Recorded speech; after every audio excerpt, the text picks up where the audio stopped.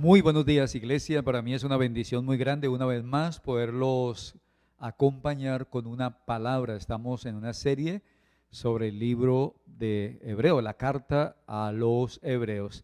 Y es una carta que se escribió en primer lugar a creyentes hebreos. Por eso todo su contexto pues tiene que ver con lo que pasaba en el Antiguo Testamento. Los primeros 10 capítulos está el fundamento, está la doctrina.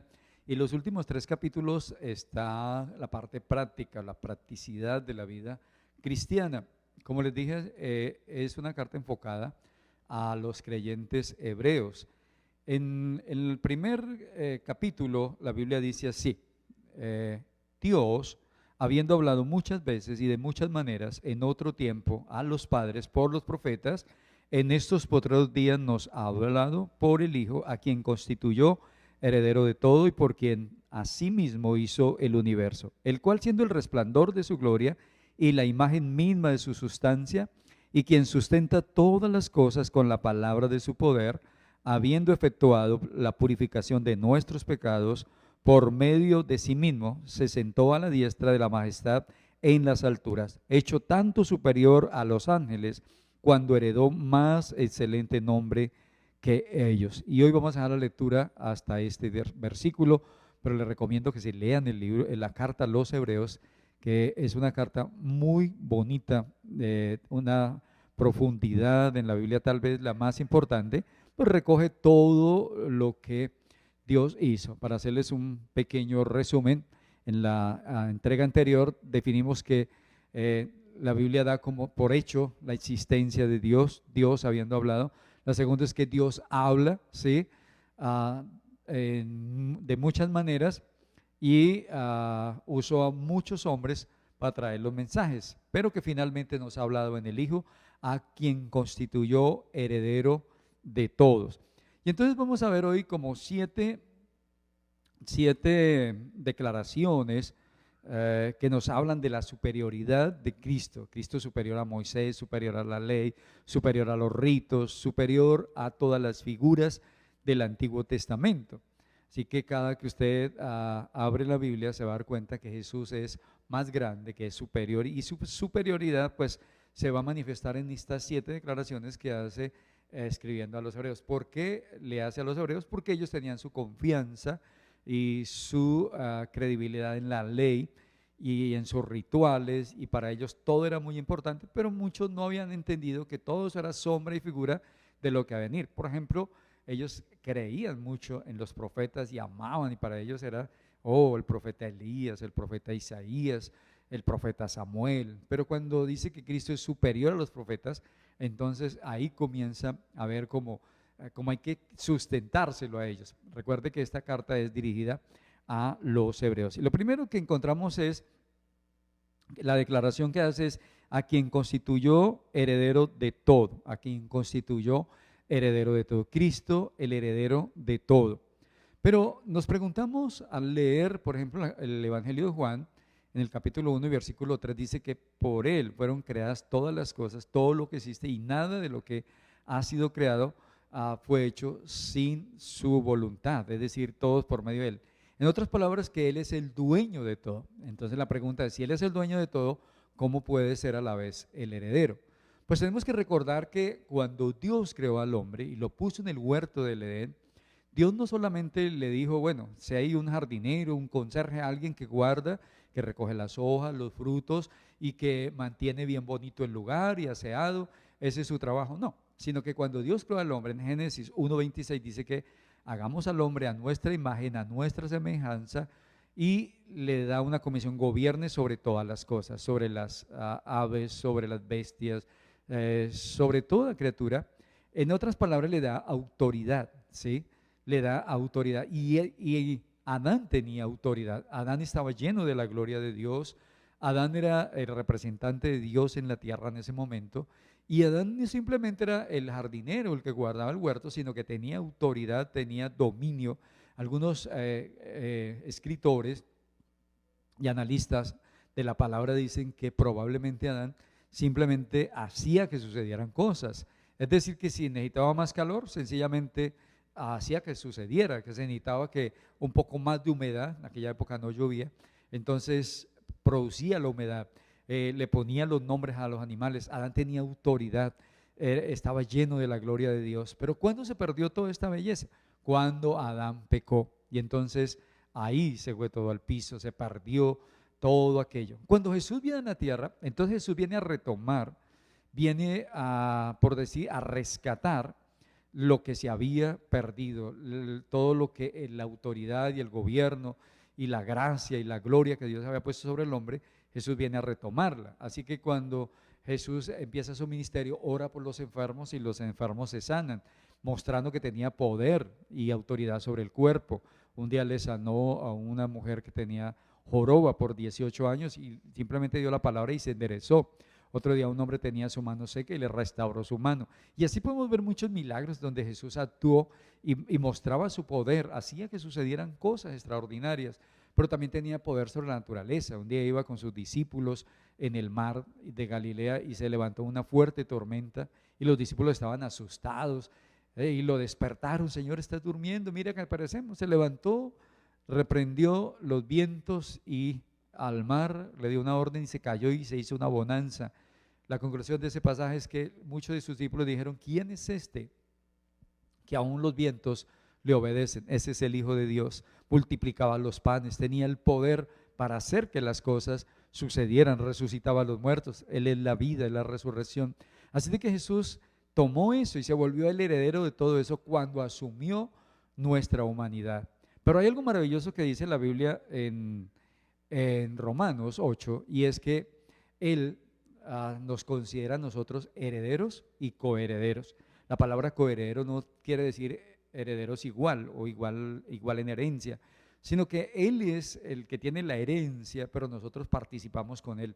Y Él puede, a nosotros que somos los hijos de Dios, mandarnos o delegarnos cosas para hacer cosas extraordinarias.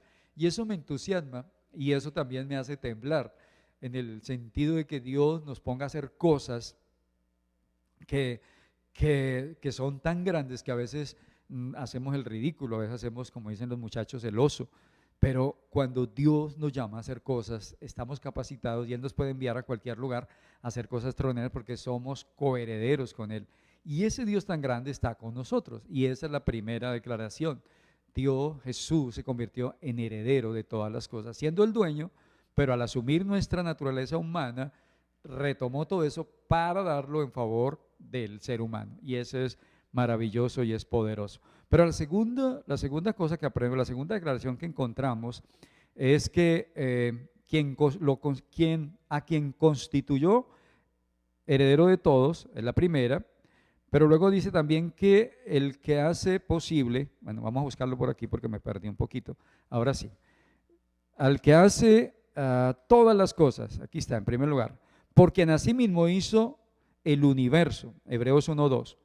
Muchos pensamos cuando hace esta declaración, por quien asimismo hizo el universo, que es la segunda afirmación que encontramos para mostrar la superioridad de Cristo. Cuando pensamos en esta palabra creemos que está hablando de la creación en el huerto, de esa palabra que dice: en el principio creó Dios los cielos y la tierra. Pero en realidad es mucho más que eso, mucho más que crear. Algunos estudiosos del griego piensan que la palabra para mundos es aion del griego y que significa edades, y se leería algo así como por medio del cual creó las edades. Esto va más allá de Dios como creador y le atribuye propósito a todo. No solo creó todas las cosas, sino que lo hizo con un propósito. Todo lo creado tiene propósito, cumple una función. Nada está por ahí por casualidad o estorbando o sin ninguna función. Nada está por ahí como que sí, como porque sí, no. Todo lo que usted ve, todo lo que Dios creó tiene propósito, tiene sentido de ser. El mar, hablando de nuestro planeta Tierra, pero hablando de los planetas, de los satélites, de los astros, todo lo que Dios creó tiene y cumple un propósito. Ahora, hasta ese gusanito al cual algunos le tienen pavor, tiene un propósito. Todo cumple un propósito y tiene una función. Y un ejemplo es el árbol en el huerto del Edén, un árbol especial. Dios le dice al hombre, ahí te doy todos los árboles, son para que coman, para que disfrute todo eso, pero me reservo uno, un árbol que no era un árbol malo, era un árbol creado por Dios. Y los frutos no eran malos tampoco. Dios no crea nada malo. Dios creó y dice y vio que era bueno en gran manera. Así de que era un árbol bueno. Dios lo creó. Pero al hombre que lo puso ahí en el huerto le puso una condición. Tenía una condición para permanecer en el huerto. Y la condición era, de ese árbol que yo me reservo, no podrás comer. No podrás comer porque el día que de él comas, ciertamente morirás. Ahora, ese árbol, ¿cuál era el propósito? El propósito era probar la obediencia del hombre. El hombre tenía ahí el árbol de la prueba, tenía ahí el árbol del cual no podían comer, y el propósito del árbol era entonces la prueba de la obediencia. Adán y Eva fracasaron rotundamente. Ya sabemos la historia, que no resistieron y un día comieron del fruto que dijo Dios no comerían, y allí pues vino el fracaso, allí donde entró el pecado al mundo por su desobediencia. El hombre no murió inmediatamente porque estaba lleno de la gloria de Dios, y algunos teólogos dicen que tardó cientos de años para morirse, que estaba tan lleno de vida que no se murió de un momento para otro, porque estaba allí. Pero esa era la prueba. Después hubo otros momentos donde Dios probó al hombre, y en esos momentos también cumplió su propósito. Pero luego vino la ley en la época de Moisés, y la ley también tenía un propósito, era medir la obediencia del hombre. Ya sabemos que ninguno cumplió la ley. Ahora, en nuestra época, o en la época en que nosotros vivimos, pues estamos en lo que llamamos la gracia, es decir, somos salvos por gracia. Explicaré un poco más adelante. La gracia es el favor de Dios, es recibir lo que no merecemos. Dios nos da lo que no merecemos. Dios nos salva no por buenas obras, no porque nosotros lo merezcamos, sino porque a Él le plació hacerlo. Sencilla y llanamente es así, porque a Él le plació hacerlo. Entonces, usted no tiene que hacer nada para ganarse la salvación. Dios nos ha salvado porque Él le plació salvarnos, ¿sí? Sencillamente. No nos toca a nosotros la ley. Primero, la ley no fue para nuestra época, fue para otra época. Para nuestra época es la gracia de Dios. Entonces, ¿por qué no podemos ser salvos? Por la ley, por las obras de la ley. Porque las obras de la ley nos piden perfección, y nosotros no producimos perfección. Nosotros jamás produciremos perfección. Somos seres imperfectos, pecaminosos, que vamos a producir perfección. Entonces Dios usó el camino de la gracia, es decir, porque a Él le plació salvarnos, nada más. Usted lo único que tiene que creer en Jesús y aceptar que no merece la salvación, pero que la ha recibido por gracia. Y es un favor tan maravilloso de parte de Dios, que tomaremos algún momento para explicarlo con mayor amplitud. Ahora, el Señor Jesucristo es creador de este universo, y con un propósito. Este universo sigue funcionando, como algunos científicos dicen, hace millones de años está. Y lo maravilloso es que todo sigue funcionando y muy bien. El sol sale cada mañana, como al principio. Aunque pues no es el sol el que sale, en realidad es la tierra que hace su giro y se pone frente al sol. Pero en el sentido común, nosotros decimos el sol sale por el oriente y se oculta por el occidente. Nos lo enseñaron aún en la escuela, porque usan nuestro sentido y eso es lo que vemos. No vemos que la tierra es la que gira, pero en realidad la tierra es la que hace su curso frente al sol. La luna está en su órbita y no se sale de allí. Los científicos y los que tienen las misiones espaciales y los que van a la luna y hacen investigaciones, ellos no se llevan una gran sorpresa un día cuando llegan a la luna y dicen, no, la luna no está, no la encontramos en su lugar, está por allá en Marte. No, eso no va a pasar, porque todo está tan bien organizado. Jesús lo mantiene así lo mantiene funcionando. No está por ahí, el mundo no va a la deriva como un barco, el mundo no está loco, porque hay alguien que lo mantiene controlado. Lo creó, lo hizo y lo controla, y ese es nuestro Señor Jesucristo. Y por eso es superior a todos. Nadie más tiene ese poder. Moisés no lo tiene, no lo tiene Elías, no lo tienen los grandes profetas. Ese poder es exclusivo del Señor Jesucristo y esa es la superioridad. Y es lo que está tratando el escritor de mostrarle a los hebreos, por qué Jesús es tan grande. Pero en tercer lugar, nos habla del resplandor de su gloria. Jesús es el resplandor de su gloria, de la gloria de Dios. Jesús vino a revelar a Dios, al Padre. Al Padre nadie le ha visto, pero el Hijo de Dios vino a darle a conocer. Un día uno de sus discípulos, Felipe más exactamente, le dijo: Señor, muéstranos al Padre y nos basta. Jesús lo miró y le dijo: Felipe, tanto tiempo hace que estoy con ustedes y no me han visto. El que me ha visto a mí, ha visto al Padre. ¿Cómo dices tú? Muéstranos al Padre. Ajá. Entonces, Él es el resplandor de la gloria de Dios. Él vino a mostrar el carácter, la imagen misma de su sustancia.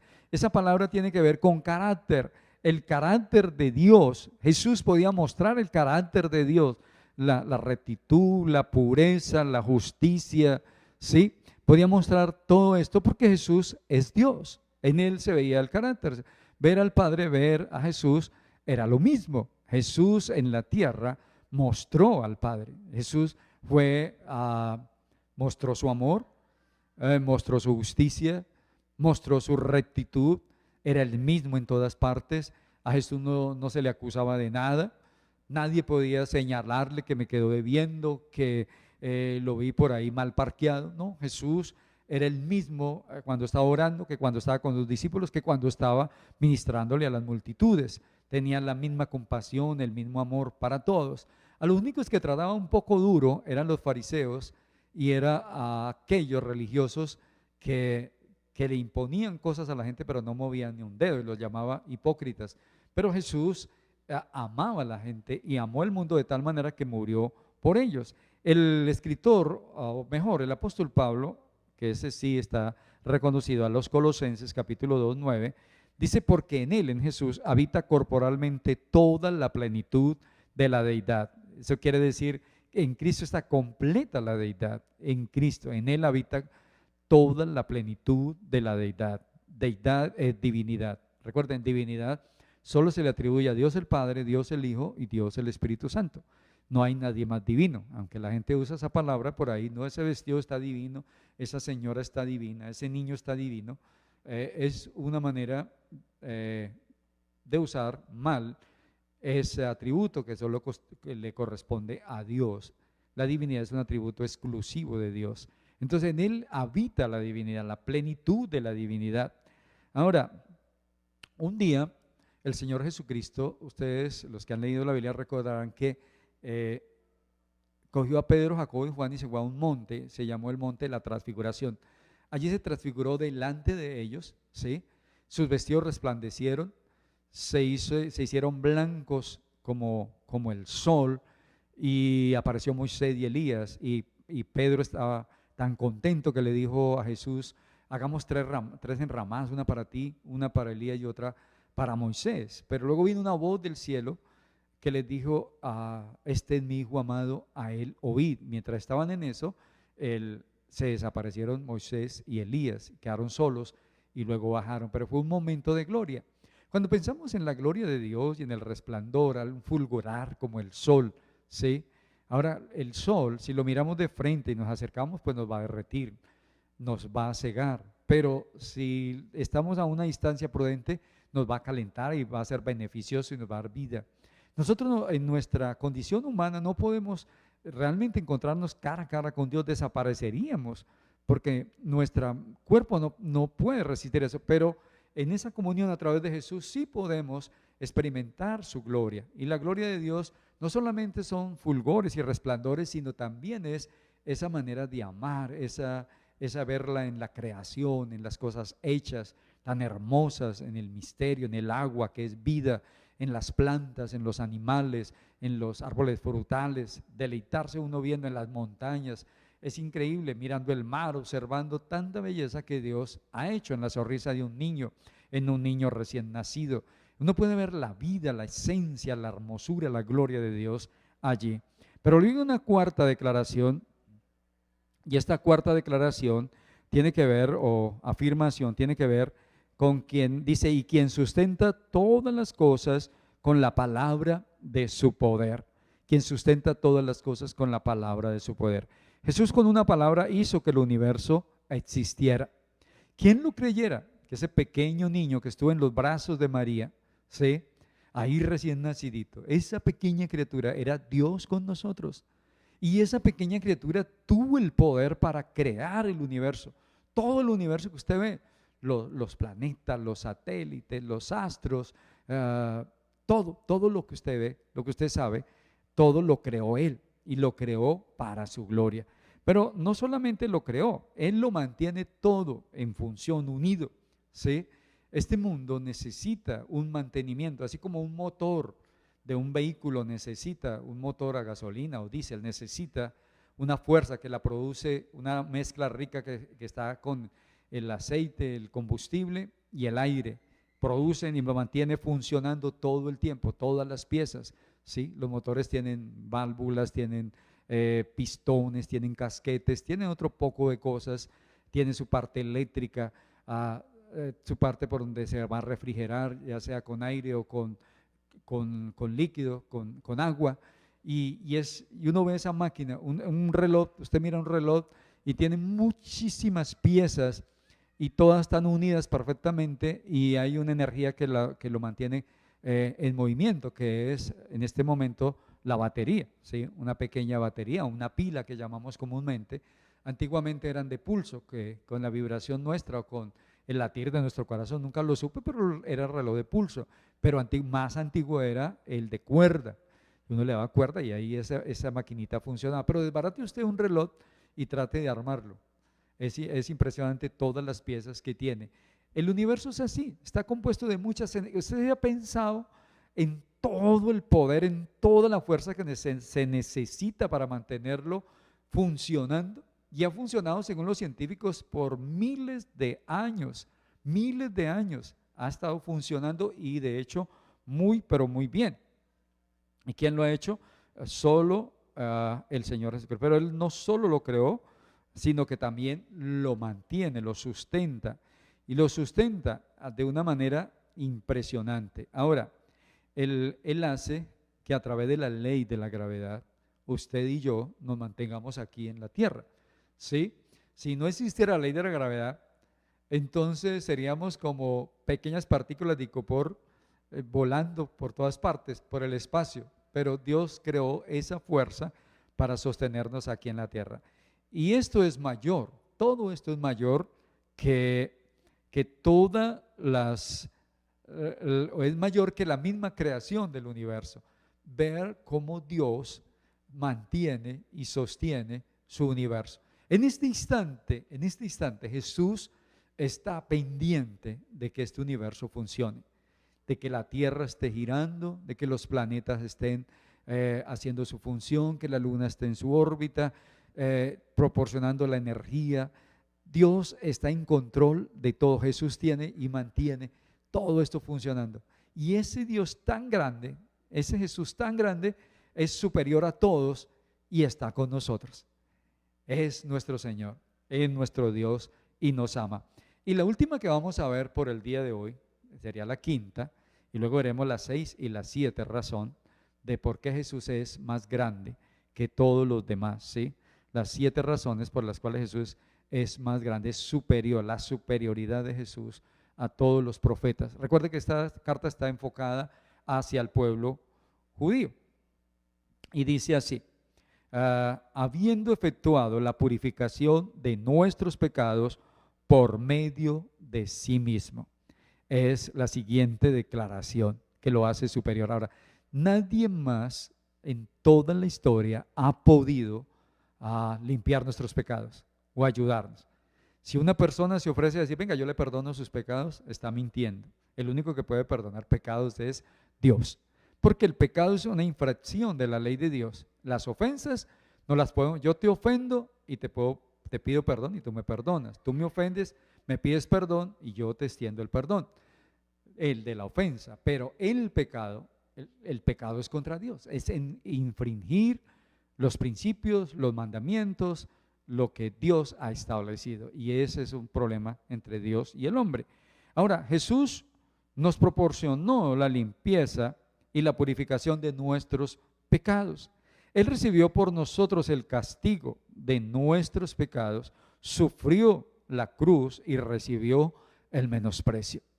Y por esa obra de gracia, usted y yo somos salvos, estamos limpios para acercarnos a Dios, somos aceptos en el amado, somos salvados. Esa es la grandeza de Dios, ¿sí? Que cuando estábamos perdidos, dice la palabra, en nuestros delitos y pecados. En otra versión dice más fuerte, cuando estábamos muertos en nuestros delitos y pecados, apareció el Hijo de Dios para brindarnos la esperanza. Tomó nuestro lugar, recibió el castigo, porque el pecado tenía que ser castigado. El pecado, así como le dijo Dios a Adán que la desobediencia traería la muerte, y vino la muerte. El pecado tiene consecuencias. Alguien tiene que pagar por eso, si no, no existiría la justicia de Dios. Entonces, cuando Cristo fue a la cruz, Él fue castigado, justamente porque tomó nuestros pecados y fue a la cruz. Y Él se hizo pecado por nosotros, dice la Biblia en otra versión, en otra escritura o en otra carta, dice que Él se hizo pecado, se hizo maldición y recibió en su cuerpo los azotes, las heridas, lo que merecíamos nosotros y que no podíamos pagar. Él lo tomó, Él pagó el precio. Y en ese momento obtuvo la salvación para nosotros, y no solamente obtuvo la salvación, sino que con ese acto nos declaró justos, nos hizo limpios, nos purificó, nos santificó y nos hizo aptos para estar en la presencia de Dios.